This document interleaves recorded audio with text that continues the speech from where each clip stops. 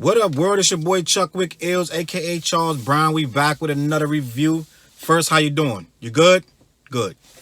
All right, man. So I got another review for you. This time we're gonna talk about your boy DJ Premier, aka Premo, and your boy Royce the 5'9", better known as PRHYME. Nah, better known as Prime. All right, man. So this is one of them times, man, that I got so much to say about a subject that it pains me that I'm not going to be able to really talk about it like I want to. For one, I'm starting this review a little late and I'm losing my light, so I don't know how long I'm going to be able to go. And two, it's just too much. I got too much to talk about. If you're going to talk about DJ Premier and then flip the script and start talking about Royce the 5'9", and then try to do an album review, that's my conundrum right now. This is what's going on in my life right now. It's really painful. So I want to talk about first things first. Prime. DJ Premier and Royce the 5'9", if you don't know, have formed a collective, a little duo, and it is conceived or stemmed in pure hip hop, not trying to be everything that hip hop is, but the pure stripped down version that we became accustomed to from the years of, I want to say, 88 through 98, 99, that era, like around that era, that boom bap hook scratch that take 3 records that another MC said and scratch them into the hook, that loop a 3-second, 4-second sample or sound, put a heavy kick, heavy snare, or flat snare or something, or you chop up, you take a piece of this kick and take a snare from that record, make the pattern with that, put a hi-hat, just boom bap, just pure crate digging, just some of that just b-boy shit, you know what I'm saying, for lack of a better word. And what I've learned from over these years, one of the debatable best producers in hip-hop ever is DJ Premier. Some people would debate you, some people would say Premier got that. I believe Premier won something about a year or two ago, something where he was named the best hip-hop producer of all time. And I know you want to say Dre, and I know you want to say Pete Rock, and I know you might even throw Rick Rubin in there, but I think Pete Rock, I gotta look, not Pete Rock, I think Premo, I gotta look it up. I think Premo won something, crowning him the best producer. Now, you might want to say, oh, look at all the hits Dre got with Premo. Don't sleep. Don't sleep. Matter of fact, if you need a refresher of what Premo has done, I need you to go back, look at that Drink Champs episode that he just did. Go watch that, listen to that, pay attention to that. Premo is on there with Pete Rock. Premo put in so much work in this game, I forgot 90% of what Premo has put into this game. Literally 90%. Because he's done so much. We only raise him up for his Gangstarr work and a couple of joints here and there, J. Rue and Group Home. We only anoint him for a couple of things when this guy has 20 years or more of pure product just in the game itself. He's worked with everybody. Christina Aguilera, bro. Like, this dude numbers they're not easily attainable. Premo is that dude. Now, I know, a lot of people are going to say Premo's sound is too one-dimensional. I disagree. If you really go and listen to a lot of DJ Premier music, and not only DJ Premier as a producer, he's a real DJ. He does shows, he does parties. You can book DJ Premier, and he ain't cheap. Right now, you try to book DJ Premier, it's gonna cost you some money. just to come spin some records.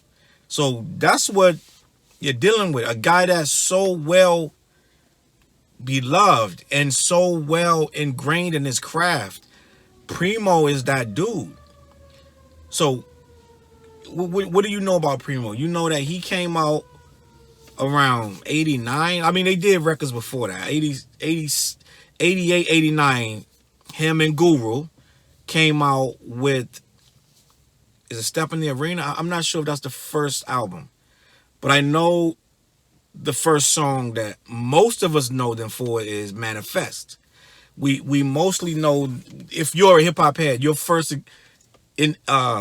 interaction with Gangstarr as a whole was I manifest. These are the words that I manifest. I manifest. That whole thing. This guy was so different. But you can tell he was just this real. He felt like we felt. He loved hip hop. This was real to him. And he had the 5%, all of that stuff. Because back then in the late 80s, a lot of dudes was doing Knowledge, and a lot of the albums coming out. Brand Nubians. What's that? Rock This Funky Joint. Them dudes. The Rock This Funky Joint dudes. I'm bugging right now. But my guys, those dudes, there was a lot. Even Chubb Rock was kicking a little bit. You had Chuck D was saying a little bit. He was doing a little bit of everything, though.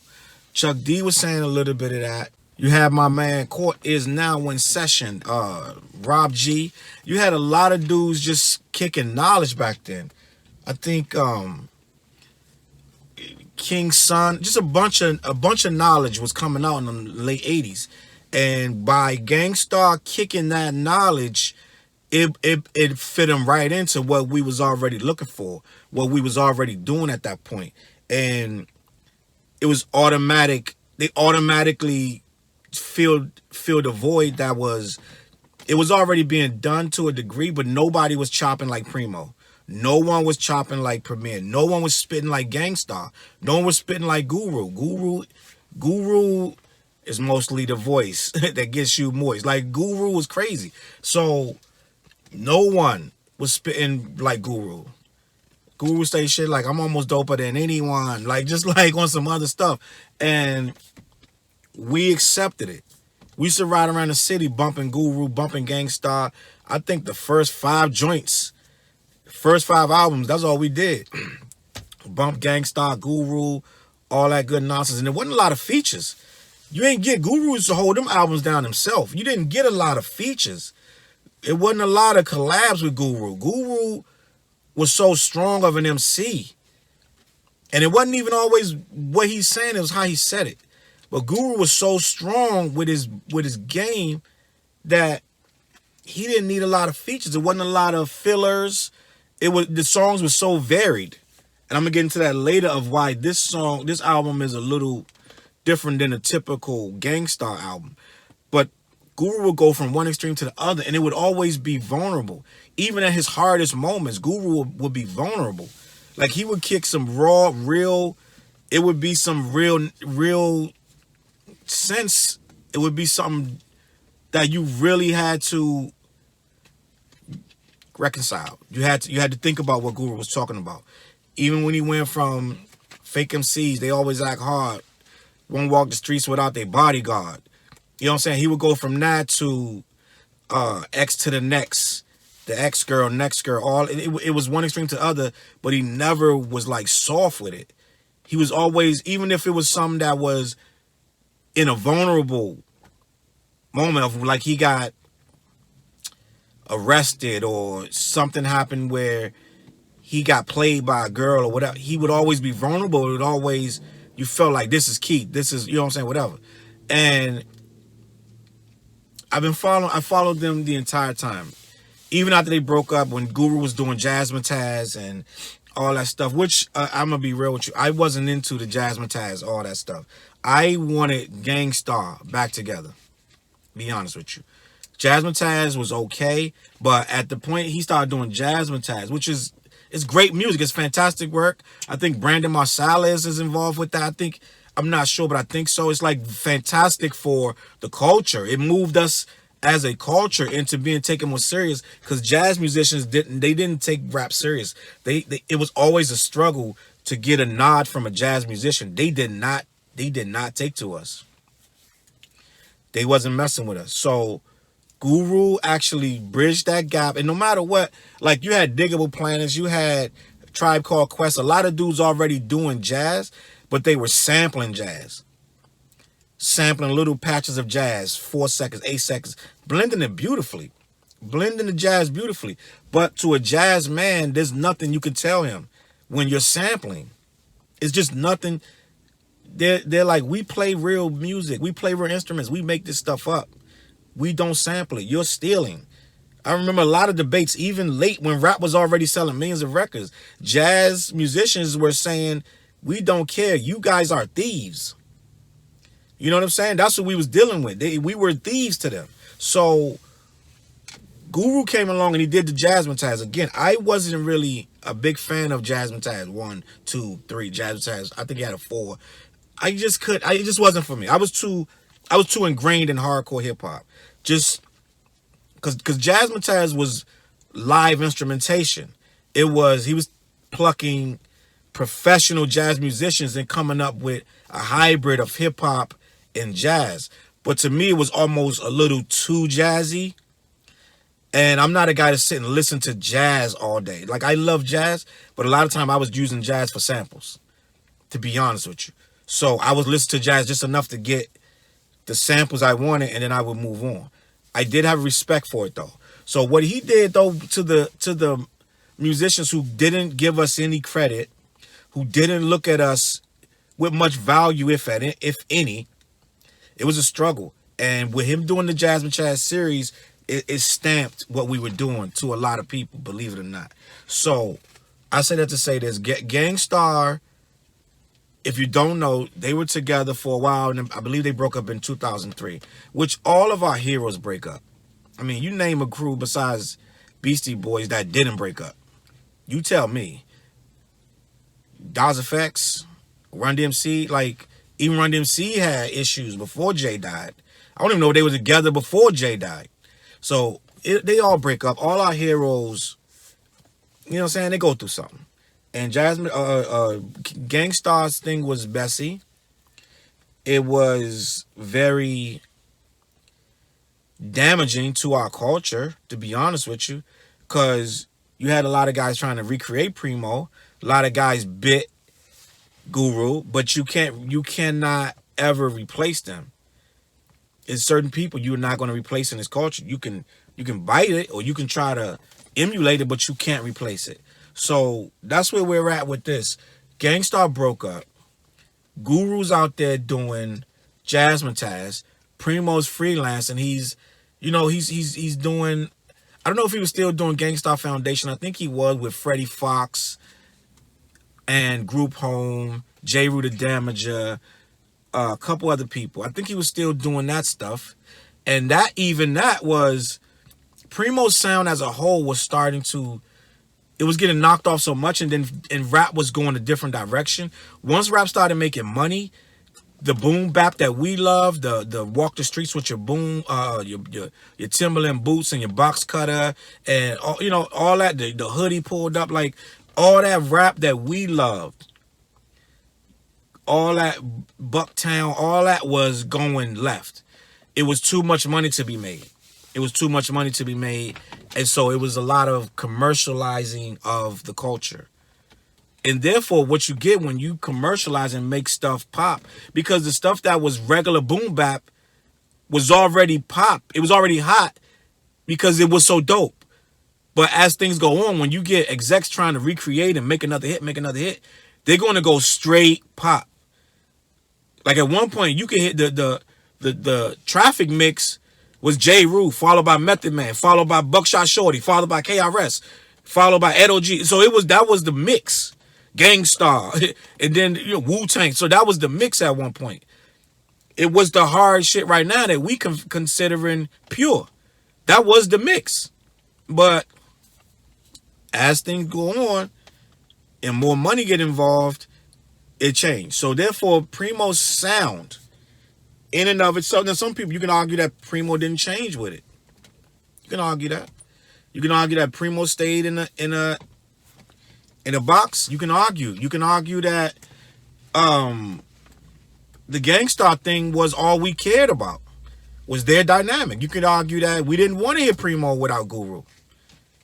And vice versa. Because Jazzmatazz, I don't think it really took off. Like, it just, he did it because he could. And who wanted to hear that heard it. But I don't think it ever was a smash success. I think he had the funding because it was whatever. But I don't think it was this smash success. So I think the dynamic of Gangstarr itself maybe was what was missing, where we didn't hear that much Primo after a while, and we didn't hear that much Guru after a while. And you would hear Primo, it would be a Biggie remix, or or like he would do a joint here and there with whoever. Sporadic, but I don't think neither one of their things ever reached the level of the Gangstarr combination of what it was built upon. So I say that to say this. We have years of shifting momentum with hip hop rap itself. We have years of it shifting, and it's like the continents, they're moving, and all of a sudden they're forming a new nation. Right now, Primo, P-Rock, all of the vets are revered primarily for what they've done in the past. To be honest with you. Yes, Primo does his shit. He never stopped. He's never stopped. He's always popping up here, popping up there, and he gets revered for what he's done. But before this prime, I don't know how much it was in layman's terms, like to the average rap fan, quote unquote. It was, oh man, remember Primo it was always spoken of in the past terms. It was always spoken of in reflective tones. It wasn't currently. If someone said, put on a Primo mix, it'd be 15 joints in a row from 15 years ago. So before this Prime project is what I'm alluding to. So you take Primo, who is an established vet, unquestioned stature. Unquestioned. If you got a top 5, he in the 1 or 2. Or you lame. Point blank. I don't usually like to say, people's top 5 should be this or be that. But if you a so-called hip-hop head and you ain't got Primo in your top 5, and I'm not even going to say he got to be your number 2, but he got to be in your top 5. Well, you're not a real hip-hop head. Take it or leave it. Say whatever. It's whatever you feel. So you're taking this guy, but at the end of the day, he's not as popping, for lack of a better word. That's a whack word, because Primo still gets love internationally. But just for sake of the argument, Primo's not where Primo used to be as far as popularity. You take Royce. Now, we ain't even talked about Royce yet. Royce is Eminem's right-hand man. You know what Royce's pedigree is. I'm not going to do a whole lot of talking about Royce the 5'9". You got the whole Shady movement. He rocked with him, fell out with him, got back with him. Bad versus Evil. Several solo joints, a beef with D12. Just a history. Joint Slaughterhouse. Pretty much one of the most anticipated, on an underground level, one of the most anticipated hip-hop group releases that I can recall. One of the most rumored collaborations that ended up being true. I mean, you would have thought Four Horsemen and things like that would have been end of the line with this. But once Slaughterhouse was rumored and announced, it was like, oh my God, can you imagine They came out, they did what they got to do. Their expectations was almost a little too high. They make dope shit. Signed with Eminem, signed with Shady, and had too much pressure and made an album that probably had 40 different hands pulling it every kind of way. And the true hardcore fans wasn't 100% with it. So I said it to say this. You already know Royce's pedigree if you're a hip-hop head.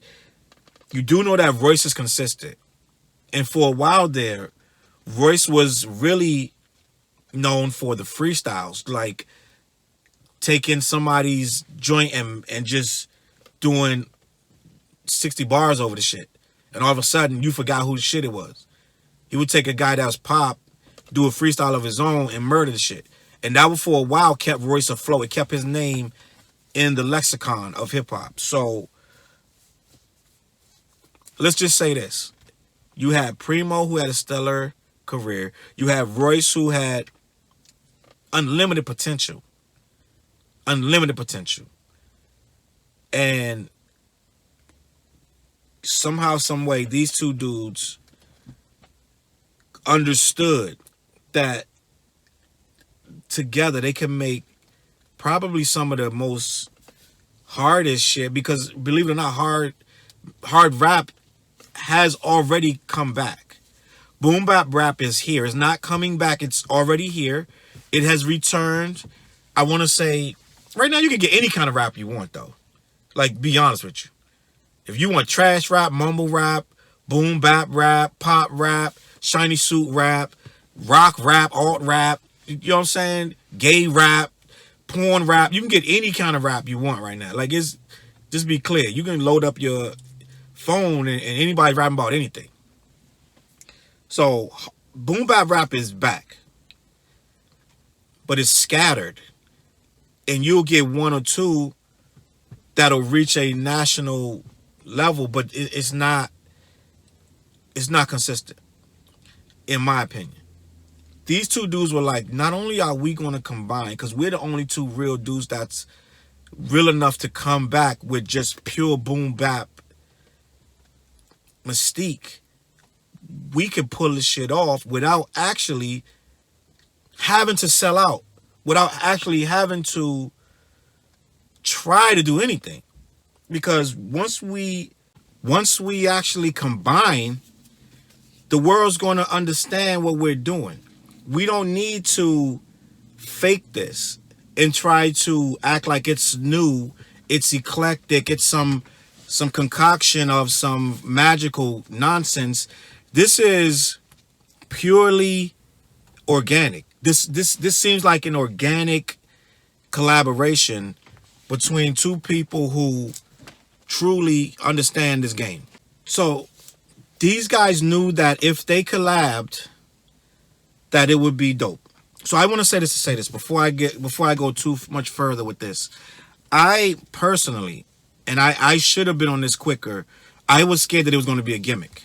I was scared that it was going to be some, just, let's do some quick da-da-da.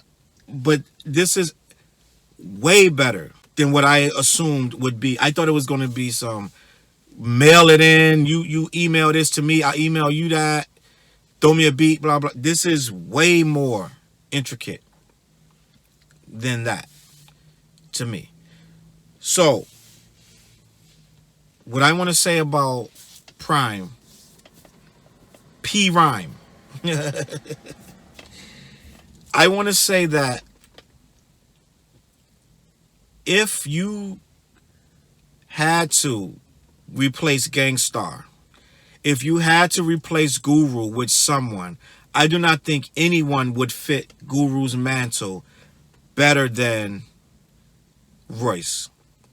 Just based on Royce's vulnerability on this record, just based on Royce's skill level, just based on his exuberance, just based on how much he loves hip-hop, just based on how much he loves Premier. I mean, he got a song where he's telling you Premier's story. You know what I'm saying?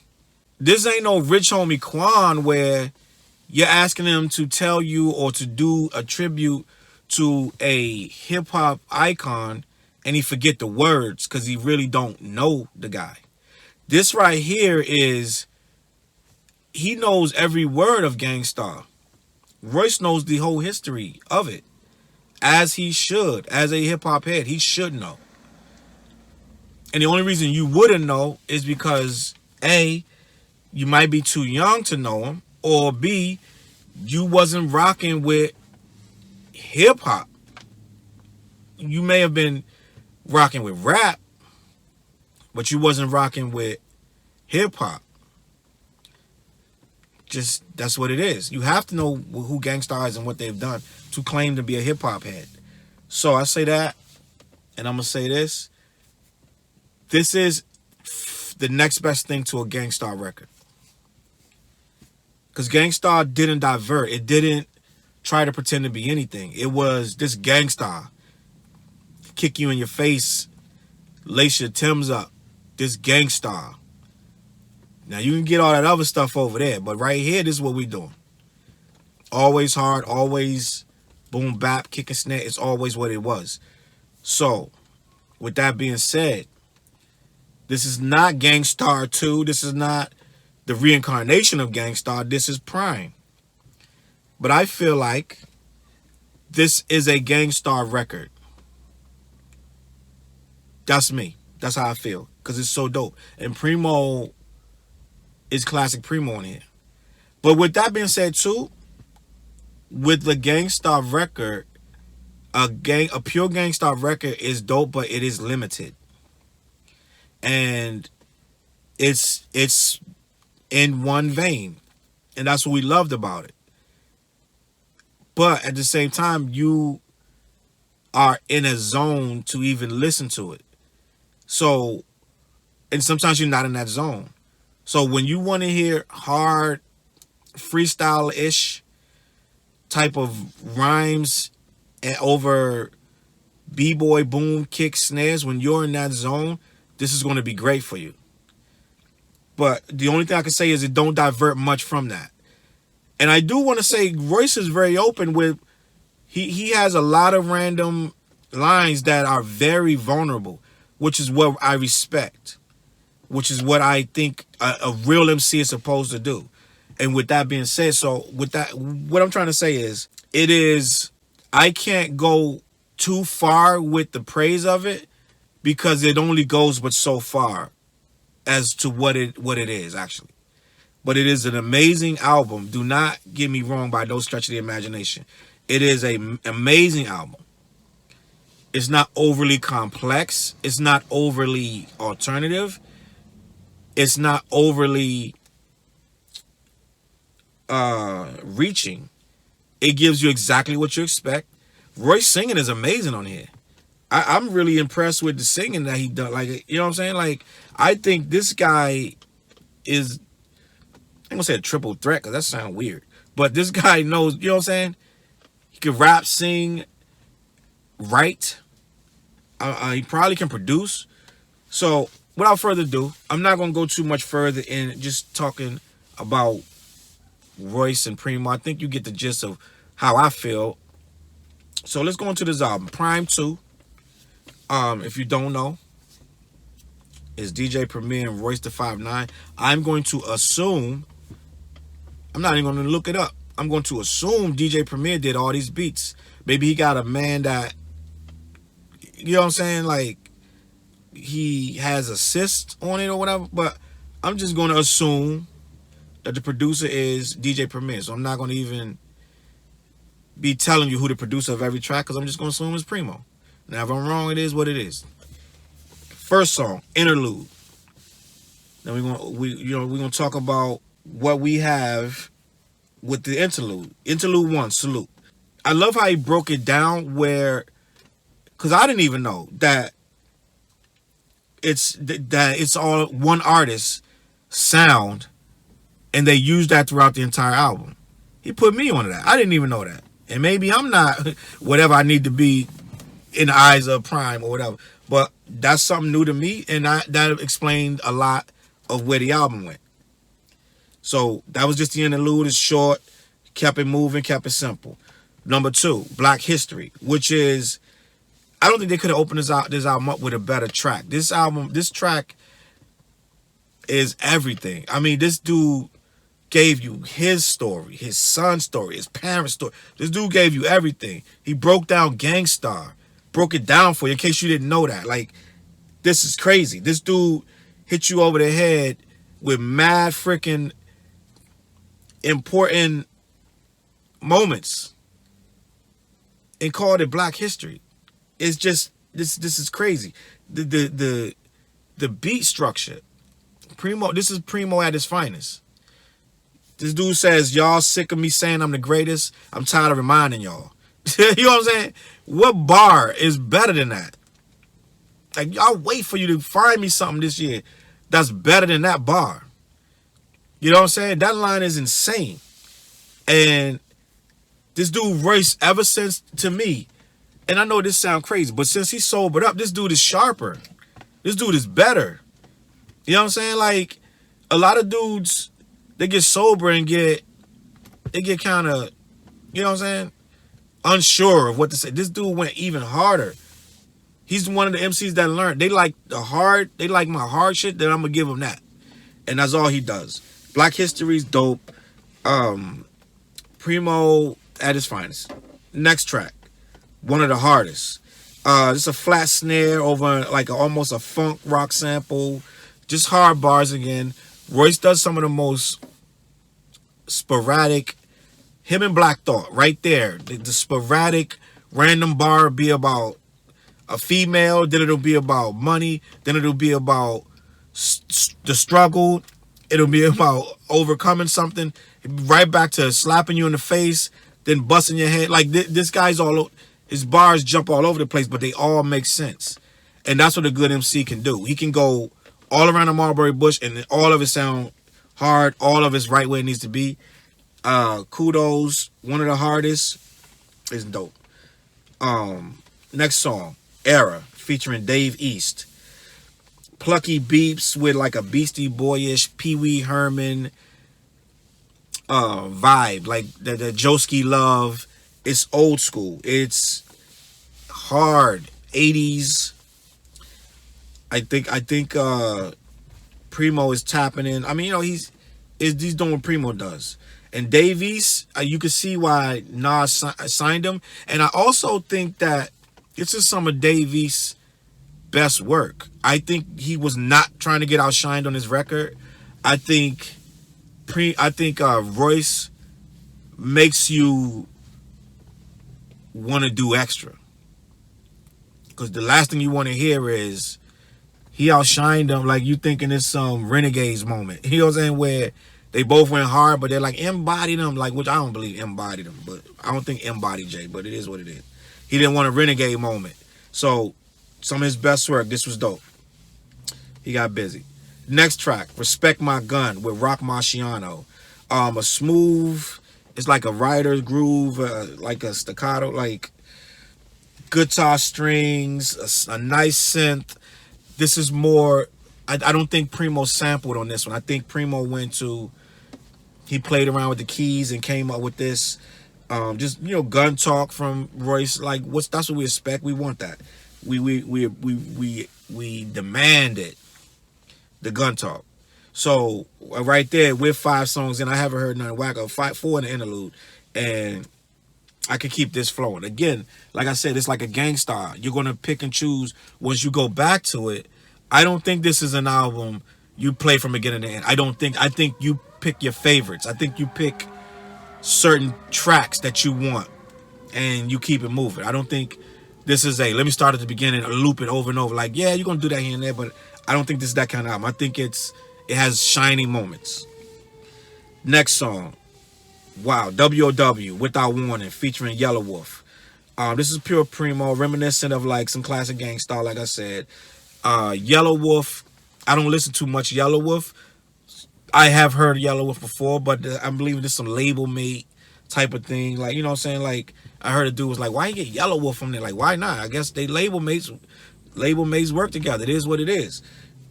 Yellow got an Eminem flow on here to me, like an older Eminem flow that he used to do. And he gets busy, he gets paid. I'm not mad at it. I think he held his own. I wouldn't say he got bodied. I'm sure somebody else is out there saying, "Oh, he bodied Yella. Why was he on there?" I disagree. I think dude held his own. You know, he did what he did. Next song, Sunflower Seeds, featuring Novel and Summer '96. It's a sluggish, sliding, upright bass loop with a repetitive organ. I think that, again, he stays in his lane. He didn't divert. And Premo, I think Premo just has a bunch of beats, and he lets the artist decide. I know I heard in the past that Premo says, I believe Premo said he would make you rap and then create the beat around that. I'm not sure if that's how he did this album. I think he made beats specifically for PRHYME. Specifically for PRHYME that he thought would fit Royce. And I think that's what we got with this album. And the next track is Streets at Night. With the Big L sample. I think this is like an early Dilla track. And again, Royce did not let me down. I don't recall verses on here that, and I'm not really that guy. Your verse got to be absolute trash for me to be like, that verse was garbage. I don't pick apart when they all strong. I don't sit there and go deeper and be like, oh, which one was the strongest? Like, you're not getting that from me. I'm listening to the bars. I'm pleased with it. So kudos. We're 8 songs in. We got a total of 17. So let's keep it moving. Next song, Rocket.